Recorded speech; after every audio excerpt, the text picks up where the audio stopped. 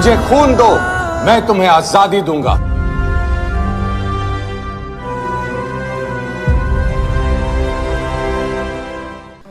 होश ना उनको था और ना ही हमें। आजादी भी मिली, संविधान भी बना, सरकारें आईं और चली गईं, लेकिन उस इंसान की सुध कभी पूरी तरह नहीं ली गई जिसने इस आजादी के लिए अपनी पूरी जिंदगी नहीं बल्कि खुद को ही कुर्बान कर दिया। हम बात कर रहे हैं नेताजी सुभाष चंद्र बोस की। नेताजी का जीवन इतना विराट है कि उसे कुछ शब्दों में बांधना असंभव है। फिर भी यह कहानी उस अग्नि की है जो बुझी ही नहीं, बस इतिहास के पन्नों में कहीं समा गई। 23 जनवरी 1897 को कटक में जन्मे सुभाष चंद्र बोस बचपन से ही असाधारण थे। उनके पिता चाहते थे कि बेटा अंग्रेजी हुकूमत का बड़ा अफसर बने और उसी इच्छा के अनुसार सुभाष जी ने पढ़ाई में उत्कृष्ट प्रदर्शन किया। 1920 में उन्होंने ICS की परीक्षा में चौथा स्थान प्राप्त किया। यह उस समय किसी भारतीय के लिए गर्व की बात थी, लेकिन अंग्रेजी सत्ता के अधीन काम करना उन्हें स्वीकार न था। 22 अप्रैल 1921 को उन्होंने उस प्रतिष्ठित पद से त्यागपत्र दे दिया। यह केवल नौकरी छोड़ना नहीं था, यह अंग्रेजी हुकूमत को खुली चुनौती थी। सुभाष जी ने स्पष्ट कर दिया था कि वे गुलामी की व्यवस्था का हिस्सा नहीं बन सकते। इसके बाद उनके जीवन में जेल, संघर्ष और बलिदान की लंबी श्रृंखला शुरू हुई। अपने जीवन काल में उन्हें 11 बार कारावास की सजा झेलनी पड़ी। जेल की दीवारें उन्हें तोड़ नहीं पाई, बल्कि उनके इरादों को और कठोर बनाती चली गईं।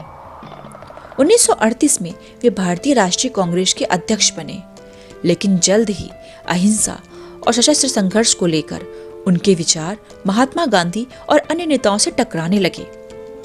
सुभाष जी मानते थे कि अंग्रेज भारत को दया से नहीं बल्कि संगठित शक्ति से छोड़ेंगे। अंततः 1939 में उन्होंने कांग्रेस अध्यक्ष पद से त्यागपत्र दे दिया और एक अलग मार्ग चुन लिया, ऐसा मार्ग जो सीधा टकराव का था। द्वितीय विश्व युद्ध के दौरान नेताजी ने यह समझ लिया कि ब्रिटेन के शत्रु ही भारत की आजादी के लिए अवसर बन सकते हैं।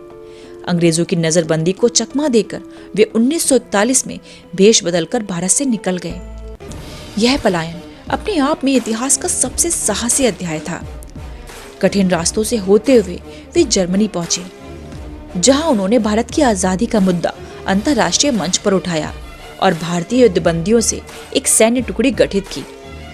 यहीं से उनके मन में एक स्वतंत्र भारतीय सेना की स्पष्ट कल्पना आकार लेने लगी। जर्मनी के बाद नेताजी जापान पहुंचे, जहां रास बिहारी बोस के सहयोग से आजाद हिंद फौज का पुनर्गठन हुआ।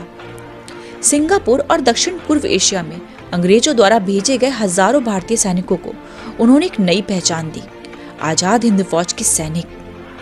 तुम मुझे खून दो, मैं तुम्हें आजादी दूंगा। यह नारा केवल शब्द नहीं था, यह एक संकल्प था जिसने हजारों युवाओं को अपनी ओर खींच लिया। फौज में लगभग 85,000 सैनिक शामिल हुए और कैप्टन लक्ष्मी स्वामीनाथन के नेतृत्व में रानी झांसी रेजिमेंट बनी, जो महिलाओं की पहली संगठित सैन्य इकाई थी। 1943 में जापान की सहायता से आजाद हिंद फौज ने अंडमान और निकोबार द्वीप समूह को अंग्रेजों से मुक्त कराया। यही भारत की पहली स्वतंत्र भूमि बनी, जहां नेताजी ने तिरंगा फहराया। उन्होंने अस्थायी आजाद हिंद सरकार की स्थापना की, आजाद हिंद बैंक और स्वतंत्र भारत की मुद्रा की घोषणा की। यह केवल प्रतीकात्मक कदम नहीं थे, बल्कि यह संदेश था कि भारत अब आजादी के लिए तैयार है। 1944 में इम्फाल और कोहिमा के मोर्चों पर आजाद हिंद फौज ने ब्रिटिश भारतीय सैनिकों को कई बार पीछे हटने पर मजबूर किया। यह वह समय था जब आजादी केवल सपना नहीं रही थी, बल्कि इतिहास की दहलीज पर खड़ी थी। लेकिन तभी युद्ध ने भयानक मोड़ लिया। 1945 में अमेरिका द्वारा जापान के हिरोशिमा और नागासाकी पर परमाणु बम गिराए गए। जापान को आत्मसमर्पण करना पड़ा और इसके साथ ही आजाद हिंद फौज का सैन्य आधार समाप्त हो गया। यह हार नहीं थी, बल्कि परिस्थितियों की क्रूरता थी जिसने एक क्रांति को अधूरा छोड़ दिया। 18 अगस्त 1945 को नेताजी के जीवन का सबसे रहस्यमय अध्याय सामने आया। आधिकारिक दावा किया गया कि ताइवान में एक विमान दुर्घटना में उनकी मृत्यु हो गई है, लेकिन ना कोई शव मिला, ना ही कोई ठोस प्रमाण। वर्षों तक कई जांच आयोग बने, लेकिन उनकी मृत्यु का रहस्य आज भी अनसुलझा है। यही कारण है कि नेताजी केवल इतिहास का हिस्सा नहीं बल्कि आज भी एक प्रश्न है, एक जीवित प्रश्न। नेताजी सुभाष चंद्र बोस का जीवन समाप्त नहीं हुआ, वह बस इतिहास में विलीन हो गया। वे हर उस सांस में है जो आजादी का मूल्य समझती हैं, हर उस सैनिक में है जो देश के लिए खड़ा है, और हर उस भारतीय में है जो आज भी पूछता है, क्या नेताजी सच में चले गए या वे आज भी कहीं ना कहीं भारत को देख रहे हैं।